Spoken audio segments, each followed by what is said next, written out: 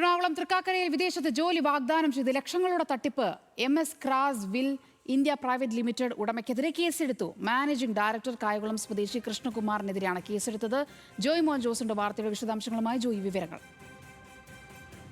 സോന, ഇന്നാണ് ഇത്തരത്തിൽ ഈ വിദേശത്ത് ജോലി വാഗ്ദാനം ചെയ്ത് ലക്ഷങ്ങൾ തട്ടിയ കേസിൽ MS ക്രാസ് വിൽ ഇന്ത്യ പ്രൈവറ്റ് ലിമിറ്റഡ് എന്ന കമ്പനിയുടെ ഉടമയ്ക്കെതിരെ കേസെടുത്തിരിക്കുന്നത്. ഇയാൾ കായംകുളം സ്വദേശിയാണ്. കൃഷ്ണകുമാർ എന്നാണ് ഇയാളുടെ പേര്. ഇയാൾ 2014 മുതൽ 2025 വരെയുള്ള കാലയളവിൽ ഈ പരാതിക്കാരിൽ നിന്ന് പലപ്പോഴായി അല്ലെങ്കിൽ പല ഘട്ടങ്ങളിലായി ഏകദേശം 1,60,000 രൂപയ്ക്ക് മുകളിൽ കൈപ്പറ്റിയിരുന്നു. അതായത് യൂറോപ്യൻ രാജ്യമായ ലക്സംബർഗിൽ ജോലി വാഗ്ദാനം ചെയ്ത്, അതായത് പാർക്കിംഗ് ജോലി വാഗ്ദാനം അല്ലെങ്കിൽ ജോലി ശരിയാക്കി തരാം എന്ന് പറഞ്ഞിട്ടായിരുന്നു ഈ പരാതിക്കാരിൽ നിന്ന് പണം സ്വീകരിക്കുന്നത്. അതായത് ഇയാളുടെ അക്കൗണ്ടിലേക്കും അതുപോലെ തന്നെ സ്ഥാപനത്തിന്റെ അക്കൗണ്ടുകളിലേക്കും പല ഘട്ടങ്ങളിലാക്കി പണം കൈപ്പറ്റി. എന്നാൽ 2 വർഷത്തോളം പിന്നിട്ടതിനു ശേഷവും ജോലിയോ അല്ലെങ്കിൽ മറിച്ച് ഈ കൈപ്പറ്റിയ തുകയോ തിരികെ ലഭിച്ചിരുന്നില്ല.